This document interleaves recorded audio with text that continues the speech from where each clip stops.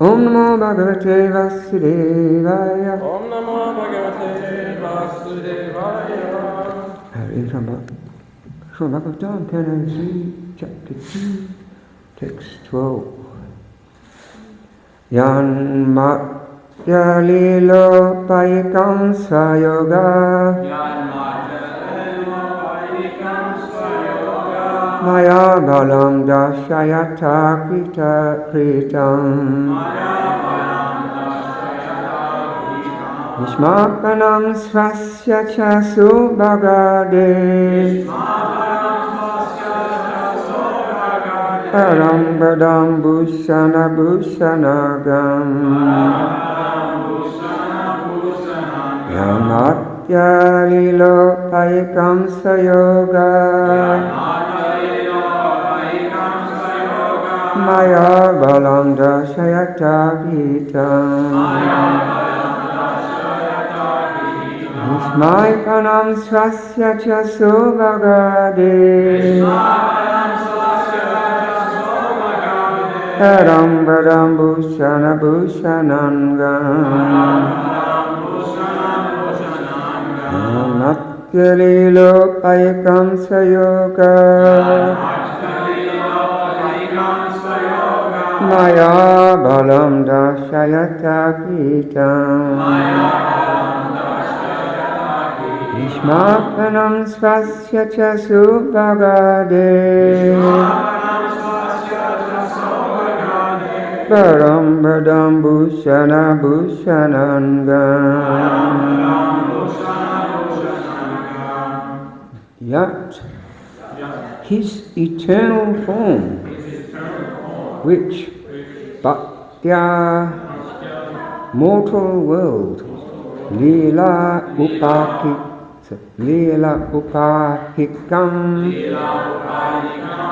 just suitable for his pastimes, Swayogamaya Balam, potency of the internal energy, Dashayata, for manifestation, Vihitam, discovered, Vishvapanam, wonderful, Swasya, of his own, Cha, and Subhagaridhi of the opulent, Param, supreme, Padam, ultimate stand, Bhushana, ornament, Bhushana Angam, of the ornaments. Translation and purport by His Divine Grace. HG Garuda Govinda Maharaj Prabhu. Translation: the Lord appeared in the mortal world by His internal potency, Yoga Maya. He came in His eternal form, which is just suitable for His pastimes. These pastimes are wonderful for everyone, even for those proud of their own opulence, including the Lord Himself in His form as the Lord of Vaikuntha. Thus here, Sri Krishna's transcendental body is the ornament of all ornaments. In conformity with the Vedic hymns, Nityo Nityanam Chaitanas Chaitananam, the personality of Godhead is more excellent than all other living beings within all the universes in the material world. He is the chief of all living entities. No one can surpass Him or be equal to Him in wealth, strength, fame, beauty, knowledge, and renunciation. When Lord Krishna was within this universe, He seemed to be a human being because He appeared in a manner just suitable for His pastimes in the mortal world. He did not appear in human society in His Vaikuntha feature with 4 hands, because that would not have been suitable for His pastimes. But in spite of His appearing as a human being, no one was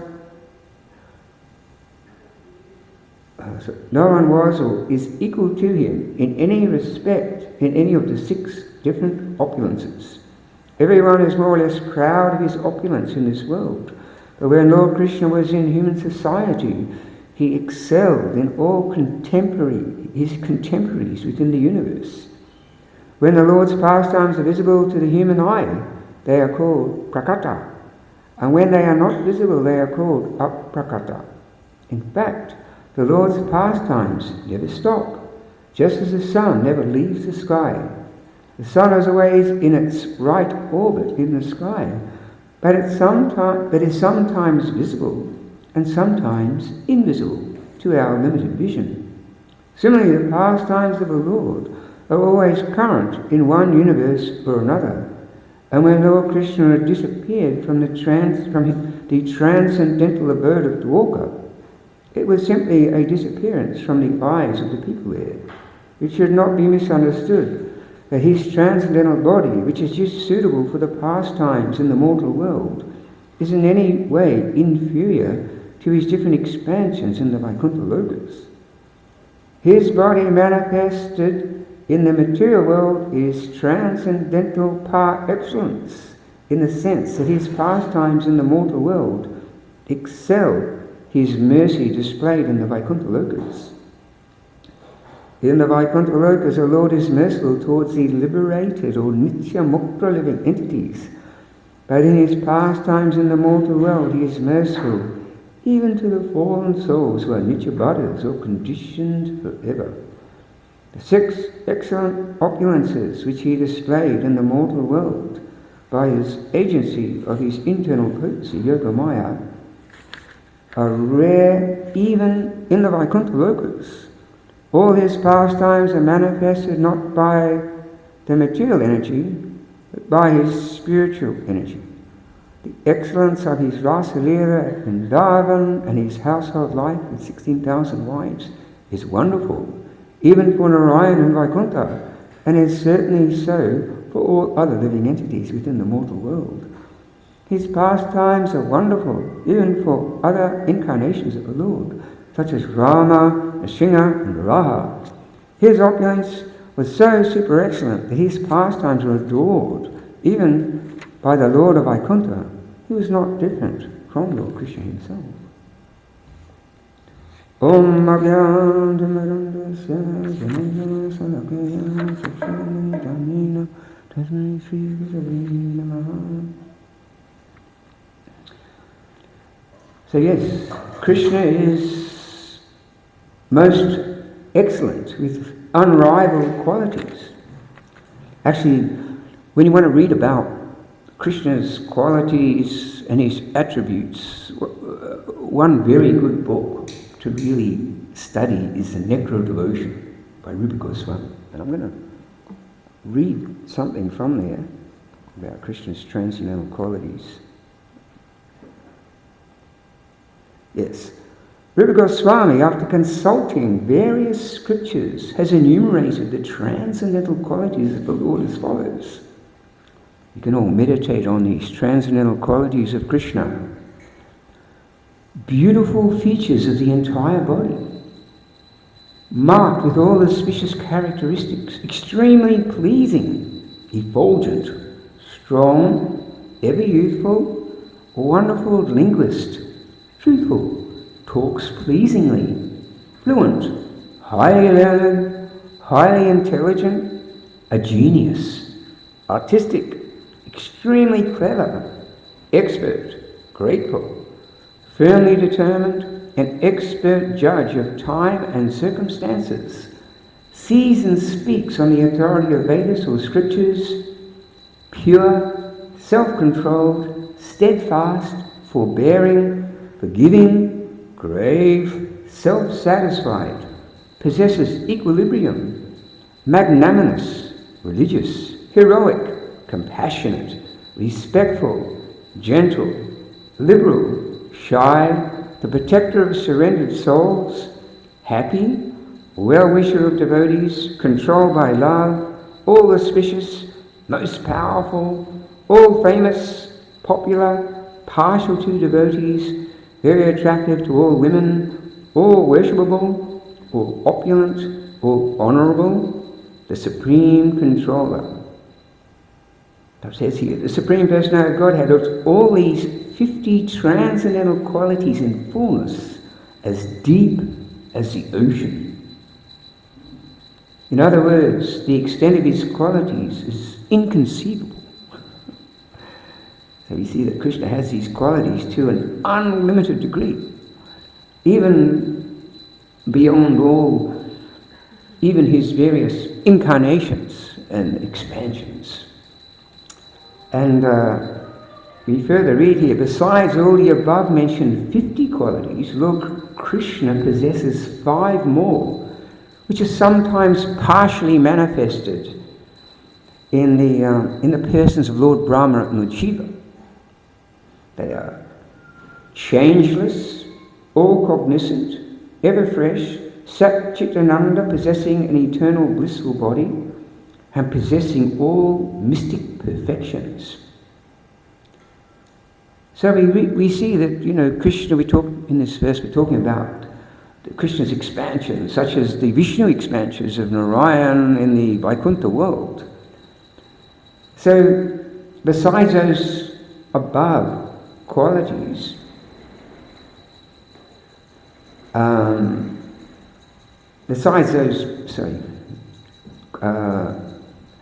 Krishna also possesses 5 other qualities which are manifested in the body of Narayan or Vishnu in the Vaikuntha world. And they are, he has inconceivable potency, uncountable universes generate from his body. You see the Vishnu expansions, they're in charge of the creation, maintenance and destruction of the universe.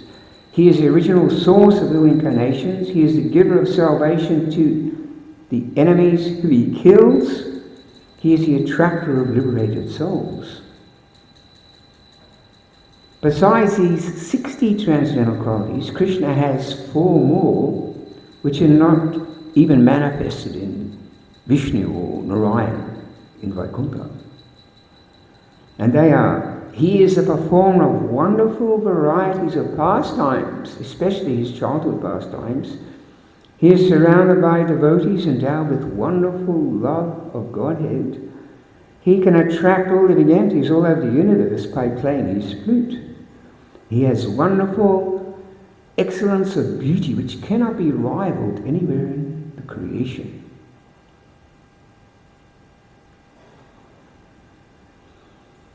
So these are some of the transcendental qualities which Krishna has to an unlimited degree. Therefore, and of course, Prabhu mentioned in this verse, Krishna has unlimited beauty, unlimited strength, wealth, knowledge, renunciation, fame. And by these qualities, he attracts, he's known as Krishna, which means all-attractive one. Yet he has the potency to attract the mind, to attract the senses, to attract the heart of all living entities. So he appears in this world in his human-like form, and it is said that, because as Prabhu mentions in this, one of the reasons why he appeared in that human-like form was that the form was very suitable for performing his transcendental pastimes here, because we know the transcendental pastimes in Vrindavan on this earth are direct replica of those transcendental pastimes in the Loka Vrindavan, where Krishna eternally resides in his eternal form of a 7 to 10-year-old cowherd boy. And also it is said that Krishna appeared in this world in a form, in his original form, which is similar to ours. I mean, Krishna has 2 arms, he has a few legs, he has a head, yes. And the reason why that is also is, and the reason why we were made in his image, was so we can completely fall in love with him. Prabhupada also mentions here that Krishna has his eternal roadshow, his eternal pastimes. Actually, Jiva Goswami, he says that unless we accept the energy of the Supreme Personality of Godhead as inconceivable, beyond the conception of our words and mind and intelligence, we cannot understand him.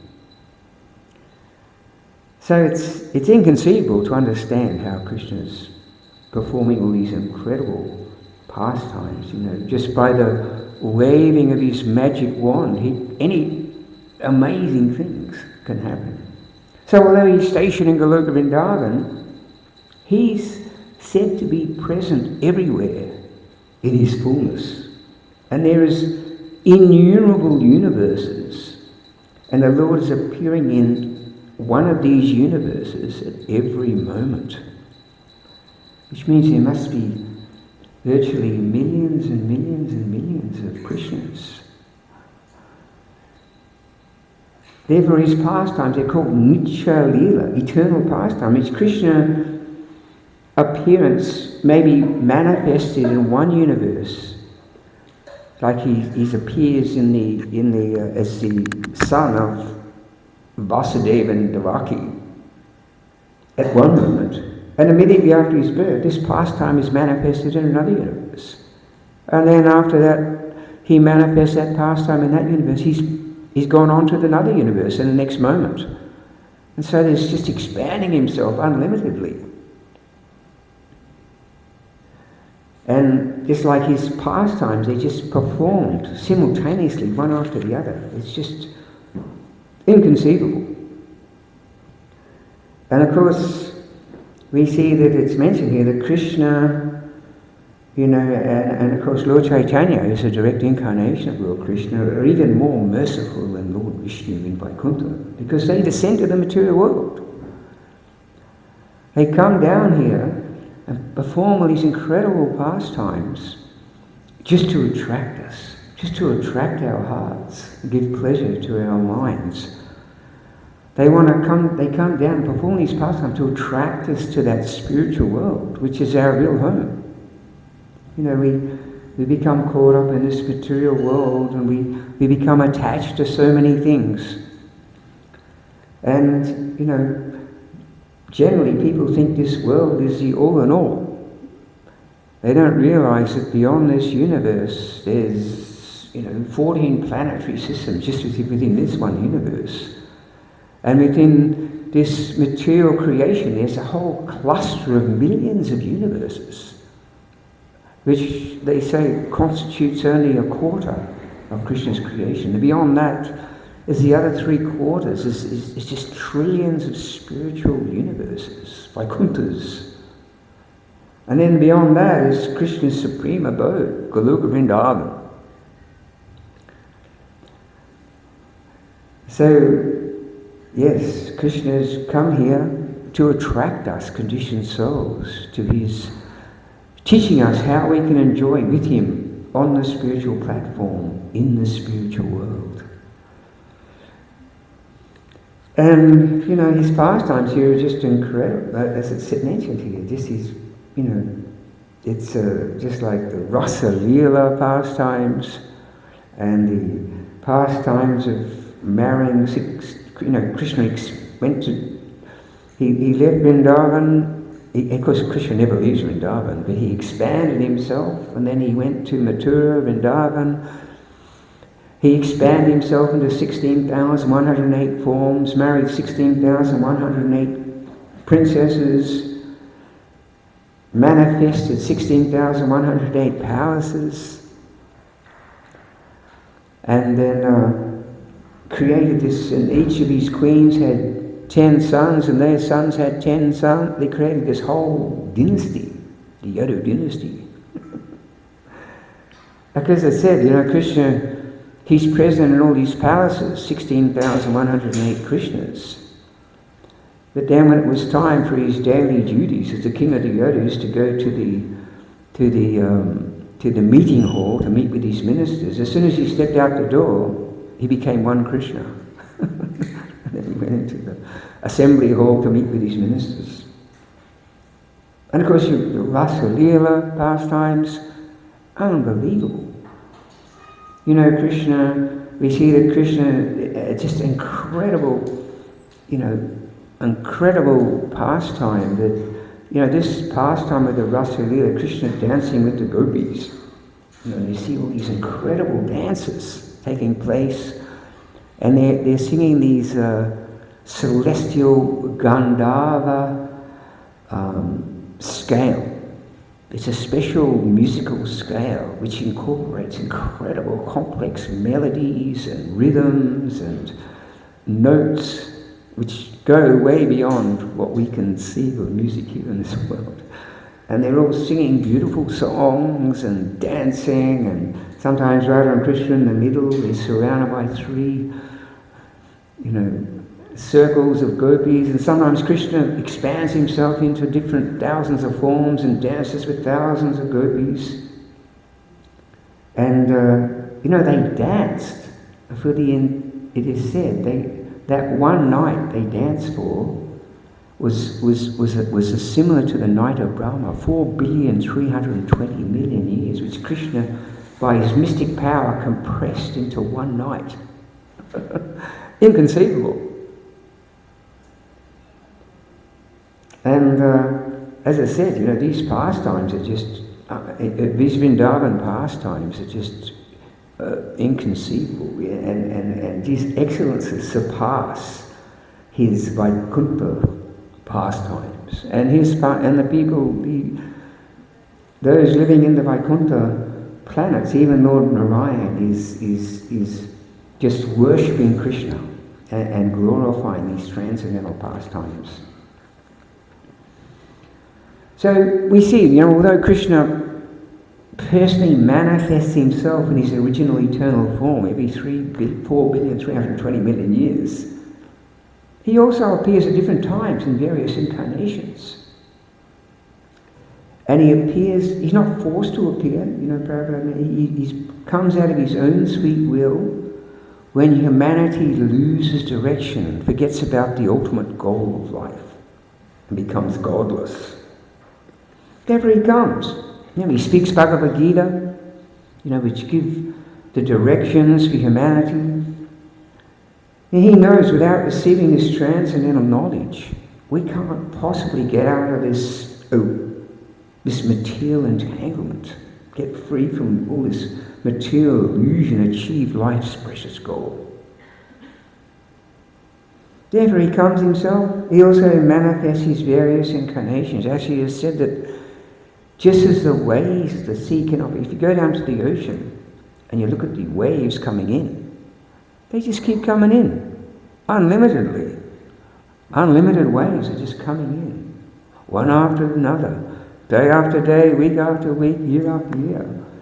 So just as the waves of the sea cannot be counted, but simply appear and disappear continually, it is said the incarnations and forms of the Lord also are just innumerable and are just appearing and disappearing continually.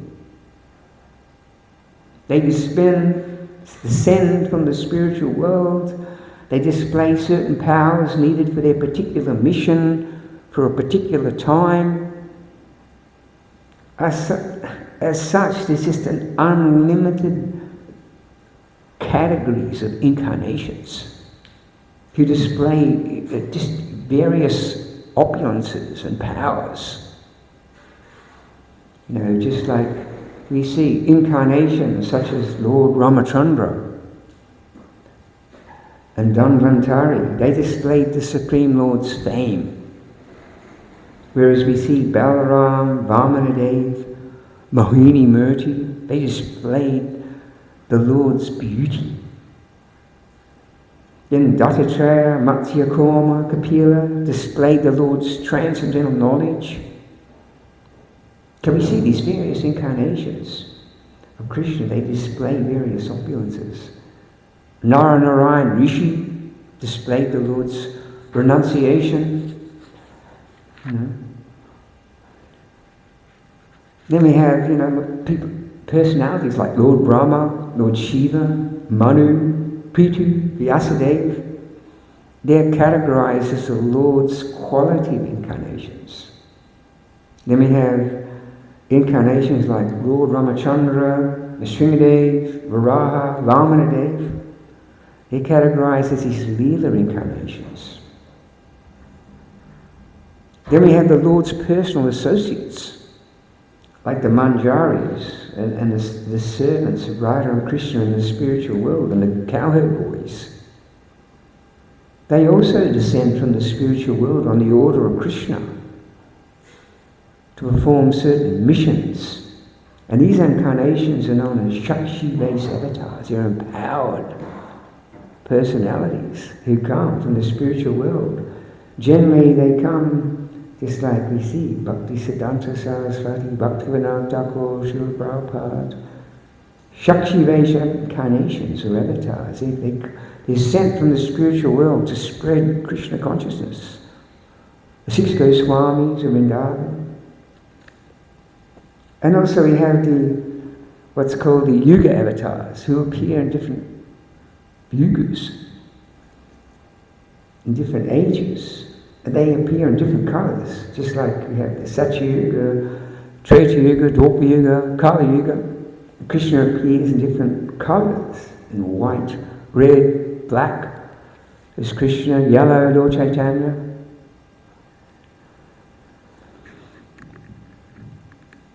So Krishna, he appeared in the Dwapara Yuga. And he had a dark complexion. You know, Lord Chaitanya appeared in the Kali Yuga, he had the yellow golden form. So, as many incarnations as there are, they all descend in the body of Krishna, which means within Krishna are all the other incarnations are present, because Krishna is the very source of all these incarnations. And all the excellences and features that you find in these different incarnations and avatars, such as beauty or knowledge, fame, are present in Krishna.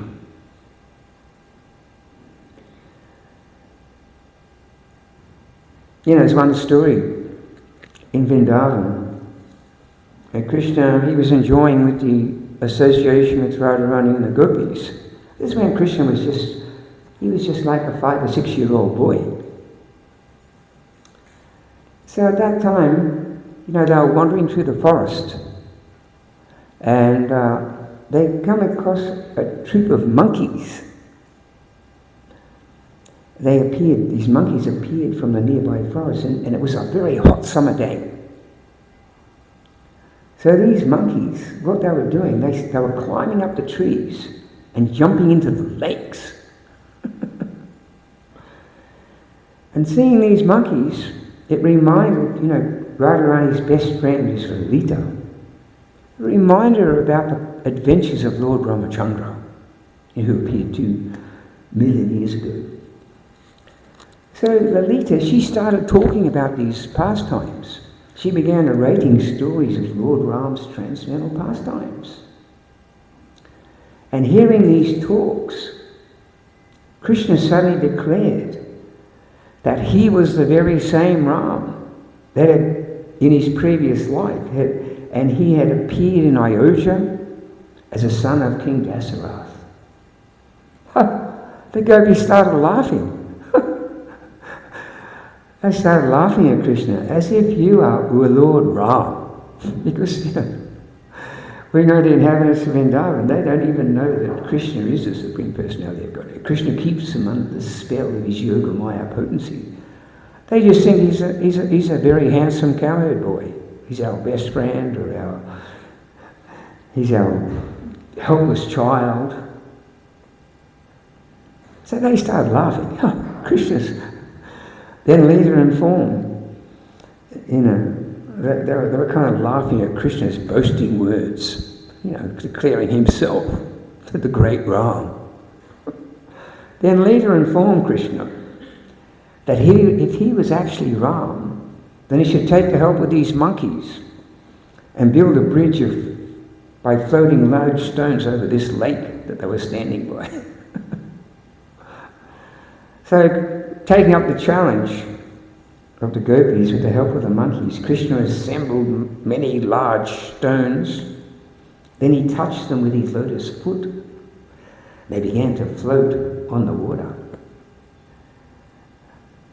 Actually, sometimes people, when they hear about the story of Ramachandra, they think, how is it possible they built this whole bridge of stones that floated on the water? But it was funny because there's one devotee, he just came back from South India a while ago. And he came up to the Bhakti sound, he did a slideshow of his trip. And he had this bucket of water.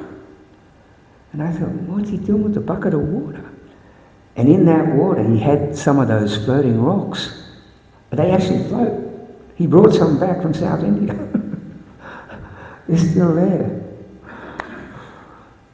So within a short time, Krishna, with the help of these monkeys, have built this beautiful bridge across the lake with these floating rocks.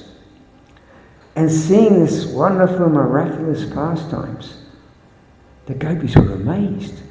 And they declared that Krishna, you are the very same Lord Ram. And they named that lake Lankakund. And they all walked across the lake on the floating rock bridge. So although Krishna is the Supreme Personality of Godhead, the Supreme Controller of all controllers, Supreme Controller of everyone and everything, he allows himself to come under the control of his devotees, pure love and devotion. So we see that. In Vrindavan, unlike Vaikuntha, where everyone's worshipping Krishna with awe and reverence, Krishna doesn't play as God, where everyone just worships him with awe and reverence. In Vrindavan, actually, here in Goloka Vrindavan, Krishna just lays down his Godhead in his kingly crown to walk barefooted along the Jamuna, herding his beloved cows, joking and playing with his dear friends who don't even know he is the Supreme Lord. Therefore they just treat him as a playmate, a friend, a helpless child, a handsome boyfriend, in complete familiarity, with natural affection, and this gives Krishna the greatest pleasure. Actually, there's one story where Krishna, when he went to Dwarka, we know that Krishna, his father and mother, Devaki and Vasudeva, they performed incredible austerities for thousands of celestial years just because they wanted to have a son like Krishna. So Krishna, even though Krishna's eternal mother and father are Yasoda and Nanda, to fulfill their desire, Krishna first appeared as the son of Devaki and Nanda. And then, when after Krishna hadn't seen his mother and father, Devaki and Vasudeva, for 11 years, and he went to visit them. And when he saw them, he was expecting them to just show some incredible, like, loving emotion and feelings towards him, but they were just like in complete awe and reverence, like this. They were just, Krishna's the Supreme Personality of Godhead. It's just in that mood, that Vaikuntha mood. And then Krishna, he started to cry. And then when he started to cry, it just kind of inspired them to come out of this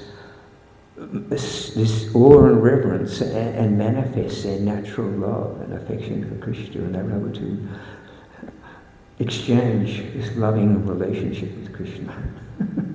So they say that even in Vaikuntha there's mixed.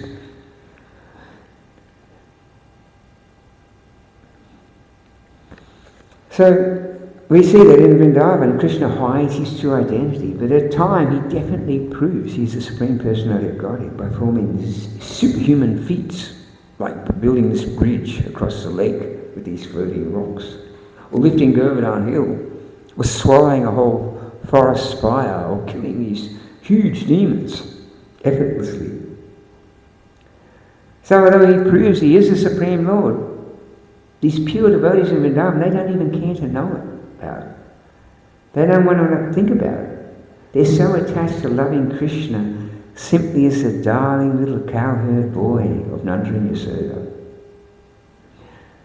And,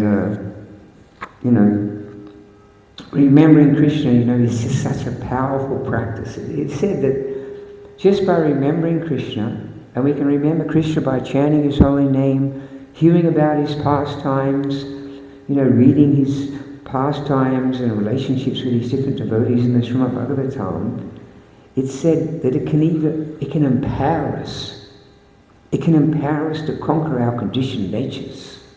We all have different strengths, we have weaknesses, attachments, misgivings. So it is said that we can conquer our limitations by the mercy of Krishna, by always remembering him. And so this is one of these angas of bhakti yoga, is to always think of Krishna and never forget him. And sometimes, we get into this habit where we're just thinking about ourselves.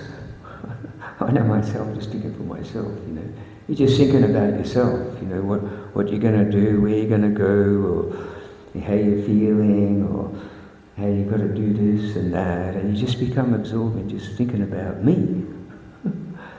So we've got to try and bring Krishna into the picture. Try and remember Krishna. I'm sure when you're out there looking after the cows and things like that, you must remember Krishna, because he performed so many incredible pastimes with the cows. Krishna loved his cows so much. Always remember that pastime, when the cows, they had heard that Krishna had taken a vow that he was going to traverse Vrindavan barefooted. So that night, all the cows and bulls, they went out with their iron-like hooves, they smashed all the rocks and pebbles into soft, powdery dust for Krishna to walk on, because they didn't want Krishna to hurt his foot by standing on a stone or a pebble. So remembering Krishna, it takes constant practice and determination. We have to remain fixed on the devotional path and become pure devotees. And this is said to be the essence of the essence of the essence of the most confidential part of knowledge. To become a pure devotee of Krishna and completely surrender to him. To always remember Krishna and never forget him. And Krishna, he naturally reciprocates, not according to our material qualifications or disqualifications, but in relation to the sincerity of our surrender. And Prabhupada talks about this surrender, and how much we simply trying to please Krishna with a sincere, humble, grateful heart. despite all the obstacles and difficulties we may be facing in our day-to-day life, if we just go on practicing Krishna consciousness, go on just trying to serve Krishna, and this is how we show our sincerity. And actually, it's even Prabhupada, some devotees who left Krishna consciousness, even they asked Prabhupada, why did they leave? You know, Krishna consciousness is so nice. Prabhupada said they left because they weren't sincere, which means they weren't able to, tolerate all the difficulties and the obstacles and the,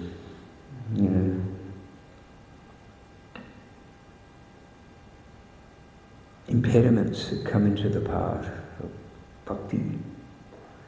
Of course, we need to have some faith in the beginning. Just by following this process of Krishna consciousness, we'll achieve all success and happiness and perfection in life. And the way to really strengthen that faith is by associating with spiritually minded friends who share our spiritual aspirations in life. Just by associating with devotees, this is what gives us this great spiritual strength and inspiration. It charges our spiritual batteries. So that's one of the most incredibly important things, is to keep in the association of devotees and tolerate all difficulties and just show our sincerity by just trying to follow this process which has been given to us by the Srila Prabhupada and the Acharyas. And then it is said that Krishna helps those who help themselves. So we can't succeed without Krishna's mercy, but we have to show our sincerity by making a sincere effort. And then Krishna, he'll step in and he'll help us more and more. Jai Srila Prabhupada ki Jai. Srimad Bhagavatam ki Jai. Does anyone have any questions? I'd like to ask any questions. Jai Srila Prabhupada ki Jai. Srimad Bhagavatam.